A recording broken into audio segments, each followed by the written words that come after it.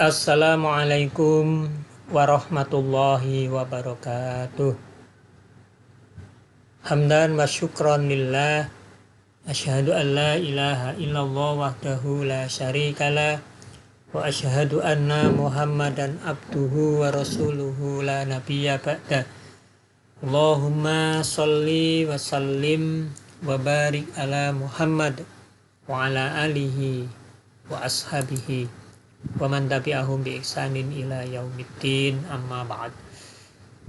Qala Allahu ta'ala fil Qur'anil Karim, a'udzu billahi minasyaitonir rajim. Ulaika ala hudam mir rabbihim wa ulaika humul muflihun. Shadaqallahul adzim. Hadirin wal hadirat, bapak-bapak, ibu-ibu, saudara yang berbahagia, mari di kesempatan yang masih membahagiakan ini kita melanjutkan renungan-renungan kehidupan kita. Di muqaddimah tadi saya sampaikan satu ayat yang difirmankan oleh Allah di dalam surat Al-Baqarah ayat yang kelima. Allah menyatakan ulaika ala hudam mir rabbihim wa ulaika humul muflihun. Kalau kita baca ayat-ayat sebelumnya, ayat 1 sampai dengan ayat yang keempat, ayat yang menceritakan tentang orang beriman dan orang yang bertakwa. Kemudian di ayat yang kelima disebutkan orang-orang yang beriman dan bertakwa itu adalah orang-orang yang mendapat petunjuk. Ulaika ala hudam mir rabbihim. Mereka itu tetap mendapat petunjuk dari Tuhan mereka, Rabb mereka, yaitu Allah Subhanahu wa taala. Wa ulaika humul muflihun, dan mereka itu adalah orang-orang yang mendapatkan keberuntungan. Nah, Bapak Ibu-ibu, di dalam ayat itu ada satu kata kunci yang menarik untuk kita perhatikan sebagai bahan renungan kita, yaitu kata-kata al-muflihun. Kata al-muflihun di dalam Al-Quran itu disebut sebanyak 12 kali, di mana kata ini disusun dari kata dasar falaha yang secara maknawiannya mempunyai konotasi makna satu. Kata falaha itu artinya apa? Itu waktu sahur, ya, waktu sepertiga akhir malam, ya, sebagai waktu sahur bagi orang-orang yang berpuasa. Kata falaha juga mempunyai makna asyakku, yaitu membelah, atau al-qat'u, memotong, ya. Jadi makna kata dasar dari falaha itu bisa begitu. Nah, dari makna yang kedua ini, yang bermakna asyakku dan al-qat'u itu, kemudian terbentuk kata muflih, yang kemudian dipahami bermakna berhasil membelah, ya, segala rintangan. Jadi berhasil mengatasi segala rintangan sehingga sampai pada apa yang diinginkan atau memperoleh apa yang dikehendakinya. Nah, selanjutnya dari makna itulah kemudian kata al-muflih diberi arti al-faiz, yaitu kemenangan, keberuntungan, kesuksesan, atau keberhasilan. Dengan demikian, kata al-muflih mempunyai makna keberuntungan dan kesuksesan. Nah, Bapak-bapak, Ibu-ibu, hadirin wal hadirat yang dirahmati Allah. Al-Asfahani, Raghib Al-Asfahani, salah seorang ahli kamus ensiklopedi, dalam kitabnya Al-Mufradat li Al-Fadi Al-Quran, itu membagi kesuksesan atau keberuntungan itu menjadi dua macam, yaitu keberuntungan duniawiyah dan keberuntungan ukhrawiyah.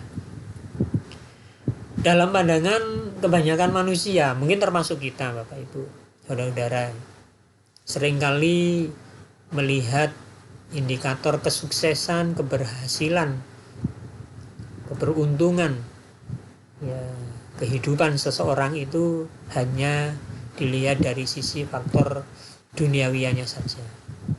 Sehingga seseorang akan dikatakan sukses, berhasil, beruntung jika hartanya banyak, anaknya banyak, jadi orang semua, kaya raya, menjadi pejabat, ya, istrinya cantik-cantik, suaminya ganteng-ganteng, mobilnya mewah-mewah. Dilihat dari sisi itu orang mengatakan, itu sukses, itu beruntung. Ya. Jadi dilihat dari sisi duniawiah. Oleh karena itu dalam kehidupan sehari-hari penilaian terhadap keberhasilan seseorang itu ya selalu melihat pada aspek duniawiah, ya, yang terlihat glamor atau terlihat mewah. Nah, karena indikator kesuksesan dan keberuntungan seseorang itu hanya dilihat dari sisi harta, tahta, wanita, anak, maka banyak manusia yang kemudian mengejar, ya, kesuksesan itu tadi dengan berbagai macam cara. Orang tidak lagi memperdulikan apakah caranya benar ataukah salah, apakah caranya halal ataukah haram, tidak penting baginya. Baginya yang terpenting adalah bagaimana dia bisa sukses, beruntung, menggapai harta, menggapai tahta, menggapai wanita yang diinginkan. Inilah gaya hidup manusia pada masa sekarang. Meskipun dulu juga, sekarang akan tampak terlihat. Dan itulah gaya hidup yang disebut sekuleris, duniawiyah, dan bahkan hedonis. Sementara di sisi lain, ada juga kelompok manusia yang menilai kesuksesan dan keberhasilan hidup itu jika mereka dapat meninggalkan segala gemerlapnya duniawiyah. Sebagian manusia ini menganggap dunia adalah racun yang sangat berbahaya sehingga harus ditinggalkan. Selanjutnya mereka tenggelam dalam nikmatnya kesunyian hidup dari kemewahan dunia untuk lebih menjalin kedekatan dan kemesraan diri dengan Allah SWT. Mereka kemudian menjalani hidup secara zuhud, hidup secara eskatis, secara berlebih-lebihan dan bahkan sangat eksklusif. Mereka mengasingkan diri dari ramainya dunia. Ini pun juga disebut sekuler, yaitu sekuler asketis atau sekuler spiritualitas. Nah, dalam konsep Al-Quran, kesuksesan dan keberuntungan itu tidak bisa dibelah menjadi dua bagian seperti itu.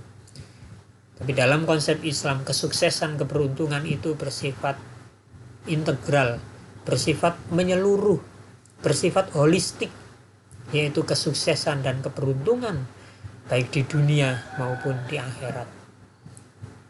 Di dalam surat Al-Baqarah ayat yang ke-201, ya, Allah Subhanahu wa taala menyampaikan firman-Nya, wa minhum may yaqulu rabbana atina fid dunya hasanah wa fil akhirati hasanah wa qina adzabannar.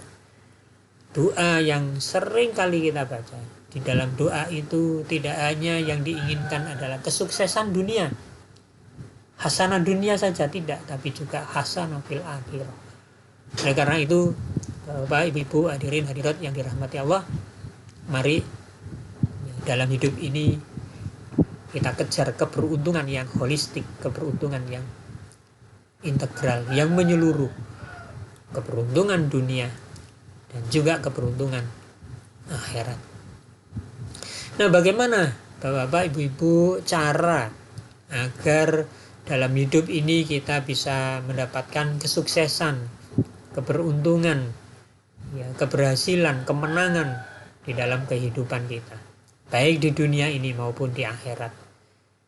Ada beberapa kunci sukses, kunci keberuntungan yang bisa kita lakukan agar hidup kita ini betul-betul membawa kemenangan. Kunci yang pertama yaitu dalam hidup kita harus mempunyai sikap kepedulian secara sosial, ekonomi yang cukup tinggi terhadap orang lain. Apakah orang lain itu kerabat kita, saudara kita, tetangga kita, teman-teman kita. Maka kita berupaya agar menjadi orang yang punya kepedulian terhadap orang lain, sikap simpati dan empati, agar jangan sampai hidup kita ini hanya untuk memikirkan diri kita sendiri. Kemudian yang kedua yaitu menjadi manusia yang dermawan, manusia yang memahami bahwasanya harta yang ada pada dirinya itu sesungguhnya adalah amanah yang harus diberikan kepada dirinya sendiri, diberikan kepada keluarganya, dan juga diberikan kepada orang lain yang membutuhkannya. Di dalam harta kita ada hak-hak orang lain yang harus diberikan. Maka Islam mengajarkan sikap filantropi, sikap kedermawanan, agar kita tidak hanya menjadikan harta itu menjadi milik kita sendiri.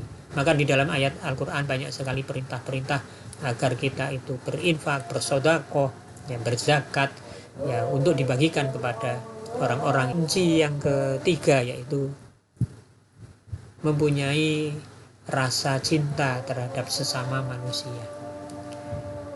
Kita hidup tidak mungkin sendirian, kita hidup di tengah-tengah masyarakat, kita hidup di tengah-tengah manusia yang lain. Maka satu dengan yang lain hendaknya saling mencintai, saling mengasihi, dan saling menyakiti. Karena kalau kita memusuhi dan menyakiti, maka hidup kita akan menjadi hidup yang tidak baik. Ini yang keempat yaitu peduli dalam hal keberagamaan. Kalau tadi kepedulian secara sosial, maka kita pun juga harus mempunyai sikap kepedulian di dalam keberagamaan. Ketika ada saudara kita, suami kita, istri kita, anak-anak kita, kerabat kita, di dalam beragama tidak sempurna, tidak menjalankan perintah-perintah dengan baik, tidak mengerjakan ibadah-ibadah yang diperintahkan, maka kita ingatkan. Jangan sampai kita biarkan mereka ini terlantar dalam keberagamaannya, sehingga mereka harus diberi peringatan-peringatan, diberi pelajaran-pelajaran, diberi nasihat-nasihat, agar mereka ini berada di dalam jalan yang baik dan kebenaran. Sungguh rugi ketika kita di dunia ini hidup bersama-sama, tapi besok di akhirat itu terpisah, karena di dunia mereka memiliki jalan kehidupan yang berbeda-beda. Padahal Allah sudah menentukan jalan kehidupan. Ihdinas siratal mustaqim, siratal ladzina an'amta 'alaihim, ghairil maghdubi 'alaihim waladdallin. Itulah jalan yang lurus yang telah ditentukan oleh Allah Subhanahu wa taala yang harus kita ikuti. Dan kita ajak saudara kita untuk mengikuti jalan tersebut agar tidak tersesat. Kemudian yang berikutnya, yang kelima, yaitu agar hidup kita ini memperoleh keberuntungan, keberkahan, kemenangan. Maka hendaknya kita gemar untuk melakukan berbagai macam amal soleh, amal kebaikan-kebaikan yang bermanfaat bagi kehidupan diri kita maupun kehidupan orang lain, dan bahkan termasuk kehidupan makhluk-makhluk Allah yang lain. 5 hal yang harus kita lakukan agar dalam hidup ini kita betul-betul memperoleh keberuntungan. Mudah-mudahan renungan pada hari ini dapat kita pahami dan dapat kita jalankan dalam kehidupan sehari-hari. Kurang dan lebihnya mohon dimaafkan. Billahi taufik wal hidayah. Wassalamualaikum warahmatullahi wabarakatuh.